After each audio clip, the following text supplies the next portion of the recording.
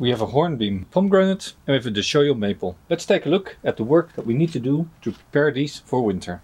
3 things I want to do in this video. 1. Prune back. 2. Wire out. 3. Give them a winter oil treatment. It is late fall and as expected the leaves on the bonsai are starting to fall. They turn yellow, the green goes away, and with that we get a very clear view on the structure of the trees. A glorious fall day. We're having 20 degrees Celsius and let me do the math. 32 plus 36, that is about 68 degrees Fahrenheit.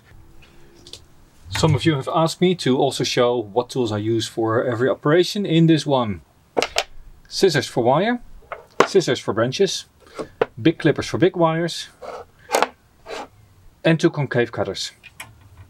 A spray can, the winter oil, my leftover bits and pieces of wire, because I don't always toss away the wire that I take off a plant.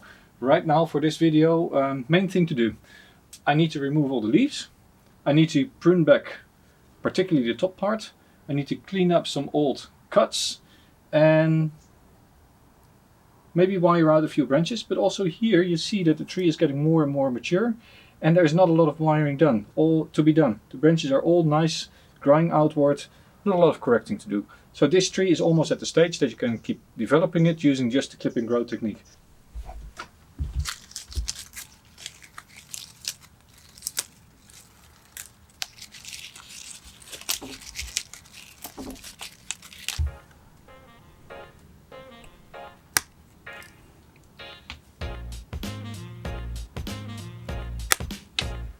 Frequent visitors of my channel will recognize this tree. This tree is a hornbeam and I used this tree in a previous video, and in that video I showed how you can remove big branches without the risk of dying back. And as you can tell here, the cut here is nicely starting to callus over, so indeed no dieback. That's really good.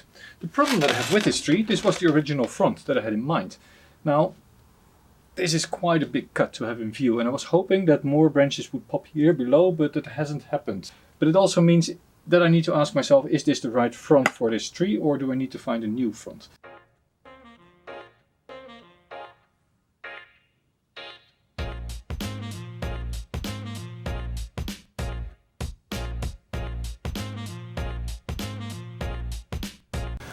Hornbeam branches that get too little light die off, get brown, like this.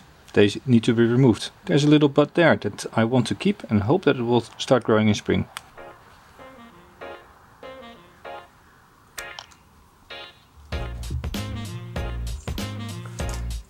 This one is getting too heavy, but there's a nice lower one helping with the flow of the tree.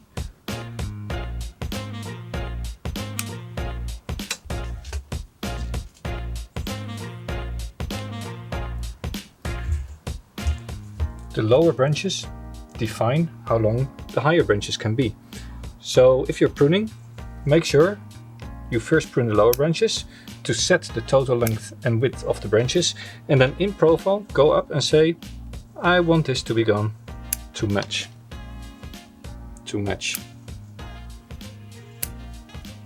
This might mean that higher up in the tree you need to trim back more than ideal to get things to match in profile. Unless you clearly need extension of a branch, trim back long growth to 1, 2, 3 nodes. That way you have one node that can die, another that can expand, and a third one that can expand, doubling the number of branches.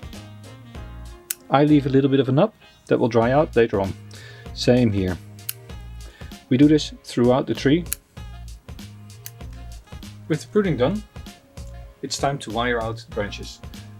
As you can tell, the main branches are pretty much set in place, and it's now just a matter of correcting individual branches that really stick out in the wrong direction. Won't bore you with it, I'll just do it and be right back. So, all done, ready for a winter spray. This deshojo maple has a nice mesh on the top to protect it against the birds, but in fact, look here at the edges. The birds still get in, which is why I have bought some nets, and maybe over winter I'll create a cage around my trees. But for now, let's look at the whole tree. This really is one of my favorite deshojo bonsai that I have. And at the moment we're actually looking at the back of the tree because the front of the tree has a very big scar. And yeah, I should show the other side, right? Right, let's turn this around. So this is one of those trees where I followed all the recommendations on how to trim and when to trim maples. And I waited until the middle of winter and then I made a big cut on my maple tree and of course this whole side died down. I've been trying now for the last 3 years to get this whole cut to close back again. You see the bark here has a bit of dark spots. It is still not completely alive here. You can also see a little crack coming up. But slowly over time I see this wound is healing. At the same time I'm growing out the top. Every year I just let the branches grow as long as they wish. I prune it back heavily in fall. The sides I let grow wide and I don't prune it back as much. And this tree has gotten to a stage that there's so many branches that there's actually no more verticals coming up. So I don't need to wire all this much on this tree. I can just clip it back. The leaves are not all that pretty anymore. So I'll just help the tree a little bit along and I'll remove some of the bigger leaves. This is also important because when I start spraying it later on with my winter spray, then all the bark gets coated and it's not sticking on the leaves mostly. A winter spray is used to reduce the insect load in spring. So what it does is not a poison, it's a soap and oil mixture. So it creates a little film over the whole tree. You spray the tree, the film covers the tree and all the eggs and overwintering insects that are on the bark will suffocate in the next couple of days. You apply a winter spray when the weather is pretty much like this. No rain expected for the next 2 or 3 days. It's going to be still nice and warm. So there's still a lot of activity going on in the eggs or in the insects and therefore the product works best. It's not a very nice thought. You're actively killing off the insects that are living on it. But then again, in spring, they're not being nice to my trees. Now what we have here is a split in the trunk. And I am thinking about maybe keeping this as the new leader, pulling it over in spring, and yeah, air layering this off in spring. But for now, let's take off the leaves, trim it back, spray it, and then it's ready for winter. And of course, yeah, I need to do something here about the roots. I'll need to refill the pot. Even though I'm going to repot it in spring, might be best to just fill it up.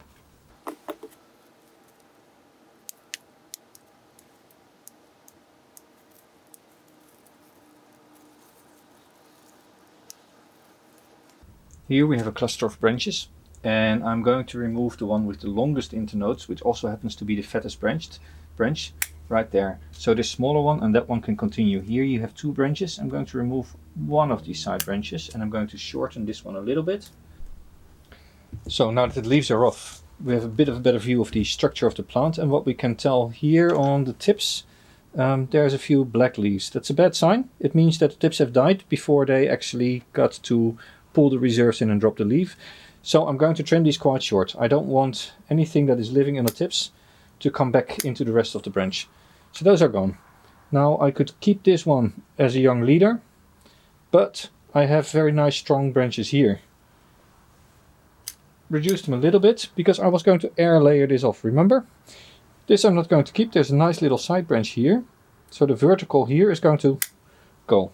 The new plant, air layer here, go up and into this one. This I'll leave on as a sacrifice. They can grow, fattening this one up. And this will be the new leader going up. Let's have a look. Short internodes, long internodes. These are competing. One is going to go. Very long internode going to go. Shorter internode going to keep. Here we see the same problem. There's a short internode here and a very long internode there. This is caused by too little light. This plant sits in a very unfortunate position. Here the same. This is a very long internode. It doesn't bring much to the table, so it's just going to go. So this way you just go through the whole tree and you look how long or how far are the nodes away from the main trunk, and do I find this acceptable. This whole branch has only long internodes. So I'm going to go all the way back to the first node, hoping that next year something else will come or develop this one further. But from the angle, this is perfect.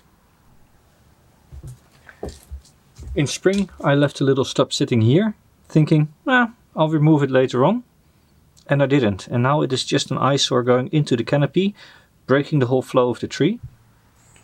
I am still developing these lower branches, but here there's a nice point to cut back to not get it too thick and have big cut marks again.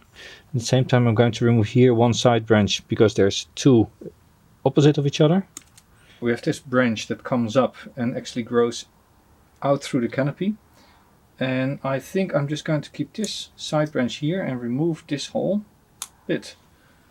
So you get a more natural flow, and the same could be said for this one. So I'm going to just trim this back a little bit.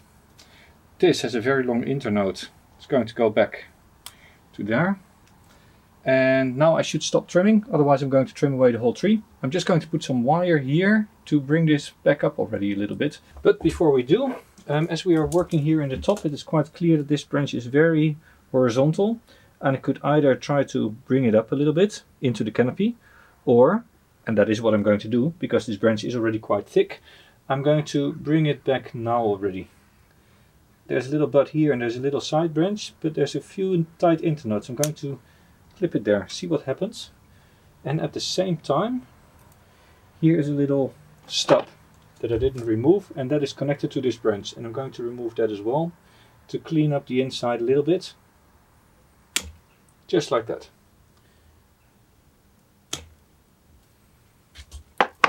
Where was I? Wire. Taking quite thick wire. I'm going to hook it around the branch below for hold. And then gently, very lightly, put the wire against the trunk. I don't want this to scar over winter, and I need to remember that in early spring I take it back off. This really is just to guide it upwards. Nothing more than that. There's lots of space between the bark and the wire on most places, so it shouldn't scar too badly. Now I can just bring it a little bit upward, like this, so that can really replace this as a new trunk line.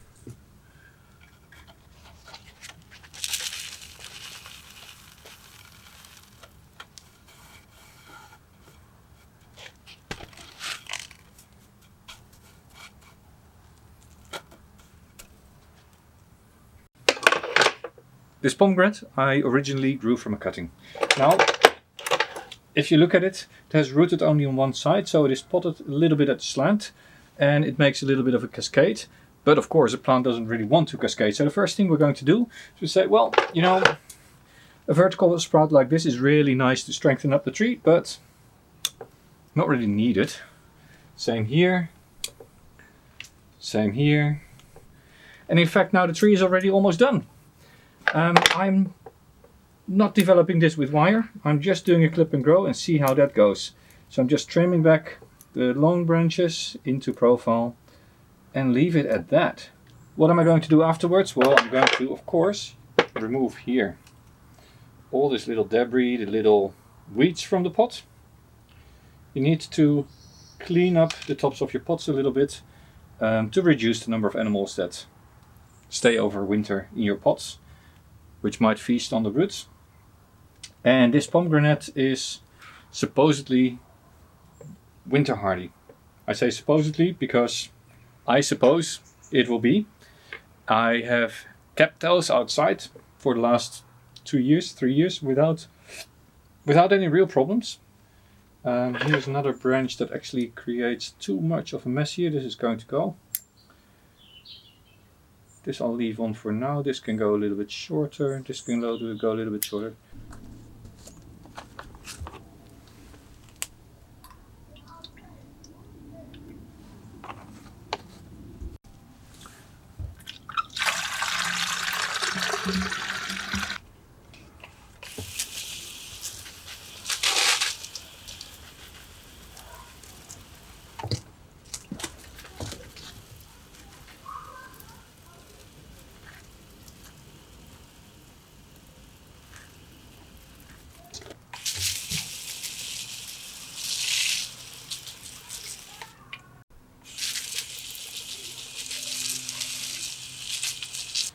You can tell that after applying the dormant spray, the whole tree has a little bit of a gloss. This will disappear. With a couple of rains, the spray will have gone. But until then, all the eggs and all the larvae and potential insects that are still on the tree will be killed off. This tree can go now into winter storage. Winter storage means, for me, back on its shelf. And only when temperatures really drop will I put it onto the ground. In exceptional cases, when we get -10, -20 Celsius, I might consider giving extra protection. But for now, this will just go back on its shelf, ready for winter. Wired out and sprayed, all done. The big benefit of wiring a tree out in fall, assuming you have a couple of weeks left before real frost hits, is that all your branches are set for spring. You don't have to worry about it in spring, and during the whole winter it will continue lignifying the branches, and therefore they set over winter partially. In early spring I can remove the wire and most of these branches will have set. Keep in mind, species, particularly like the hornbeam, do not like extensive twisting and turning of the branches in late fall and then being frozen over very quickly after. Thank you for watching. Have fun wiring. Keep growing bonsai.